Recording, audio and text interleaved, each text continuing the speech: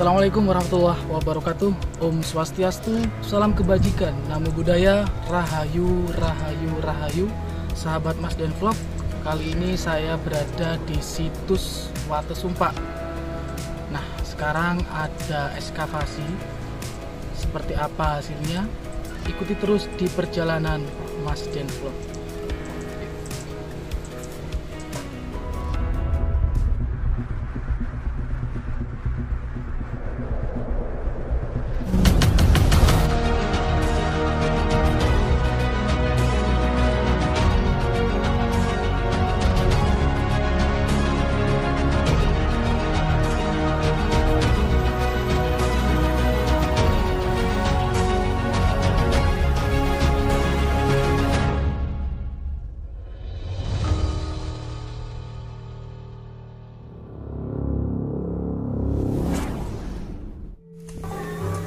Ya, sahabat Mas Den Vlog, sekarang lagi jam kerja, jadi saya tidak bisa mengganggu atau menanyakan kepada bapak-bapak arkeolog yang berada di tempat ini. Ya, kita lihat di sekitar ini, dan juga ini ada yang menarik sahabat Mas Den Vlog. Jadi di atas itu ada sebuah makam. Jadi ini tempat gundukan dan di atasnya ada makam seperti itu sahabat Mas Den Vlog. Ya, saya coba berkeliling dulu dan melihat beberapa tempat yang sudah digali seperti itu sahabat Mas Den Vlog. Nah, ini di depan saya ini bangunan lama. Jadi sebelum diekskavasi, bangunan itu sudah terlihat seperti itu Mas Den Vlog.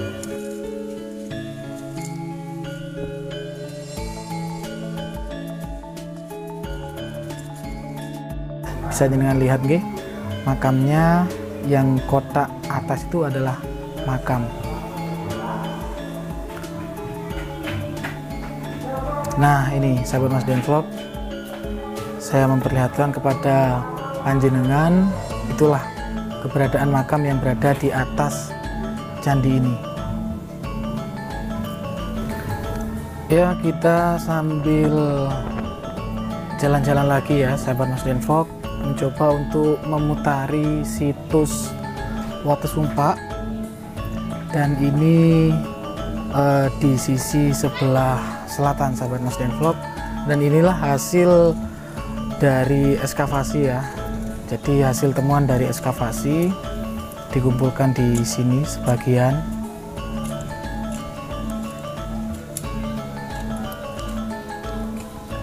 Ya, ini masih jam kerja, bentar lagi udah istirahat. Saya akan coba untuk mewawancarai bapak arkeolog yang berada di tempat ini sahabat Mas Den Vlog, untuk mendapatkan informasi yang lebih jelas tentang adanya situs Watesumpa ini sahabat Mas Den Vlog. Ya, ini udah mau jam istirahat sahabat Mas Den Vlog. Saya akan temui Pak Vidi selaku tim ketua ekskavasi di situs Watesumpa. Situs ini dikenal tahun 2008-2009 sebagai situs Candi Watesumpa gitu ya.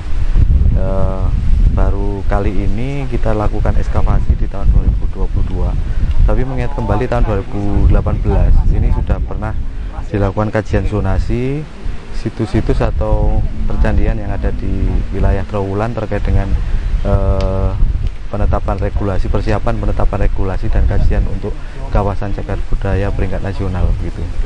Jadi nama ini masih menggunakan nama desa, dan asumsi masyarakat dengan adanya struktur ini yang dianggap sebagai candi, makanya masih disebut sebagai situs Watesumpa gitu, sesuai nama desanya. Apa yang ditemukan dari ekskavasi?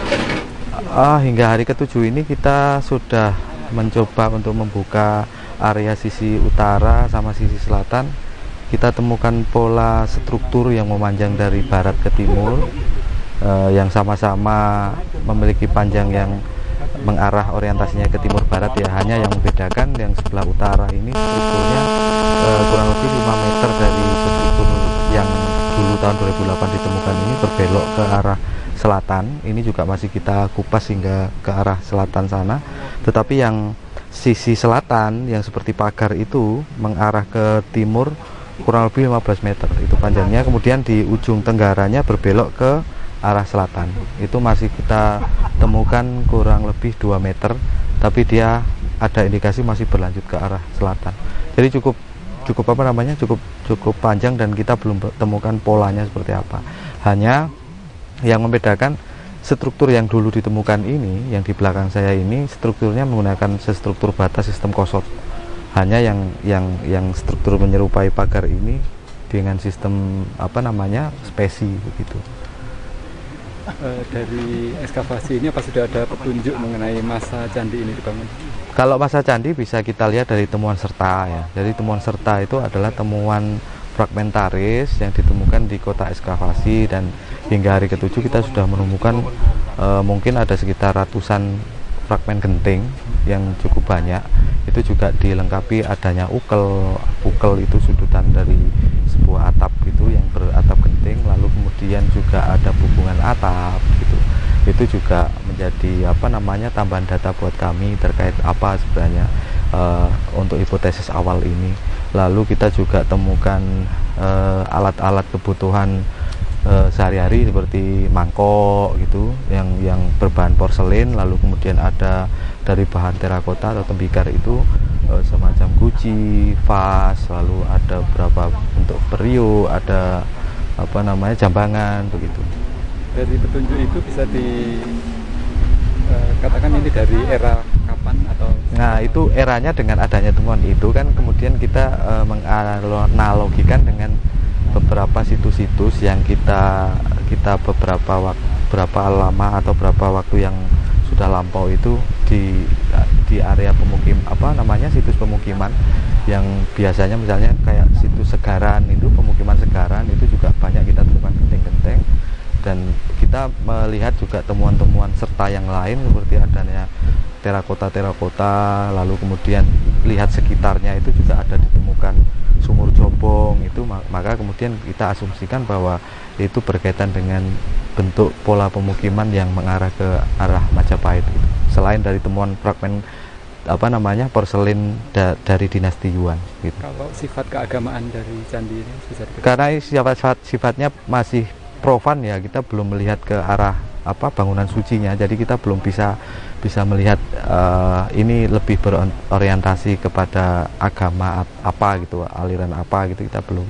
Hanya saja pada beberapa waktu yang lalu dari temuan di area situs ini ditemukan atap dari miniatur bangunan suci. Bisa jadi ya itu berkaitan dengan alat yang digunakan untuk upacara keagamaan. Hanya saja kita belum berani berspekulasi agama apa gitu. Pak, ini tanah yang menguruk candi ini sifatnya menggunduk ke atas seperti ini, seperti urukan atau karena bencana alam Pak dari tanahnya? Kalau lihat lapisan tanahnya itu sepertinya memang tanah yang sudah pernah mengalami campur tangan manusia gitu ya. Jadi bukan tanah asli untuk bagian atas.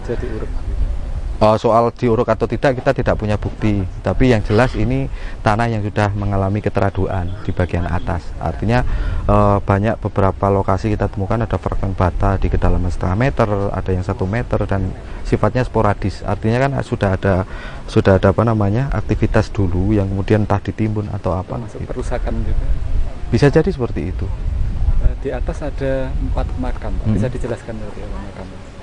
Makam kami tidak punya catatan terkait pasti atau spesifik dengan makam ini ya, tetapi menurut informasi ini kan dipercaya sebagai makam yang masih disakralkan beberapa kalangan gitu. Hanya kami punya data peta topografi Belanda tahun 1882 sampai 1892 di area ini memang terindikasi ada sebuah pemakaman, jadi Japanese Graven, jadi ada pemakaman pribumi Jawa itu tahun segitu ya, berarti abad 19 akhir. Candi.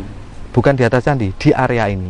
Artinya di peta itu tergambar ada gumuk, ada semacam topografi yang agak tinggi posisinya gitu.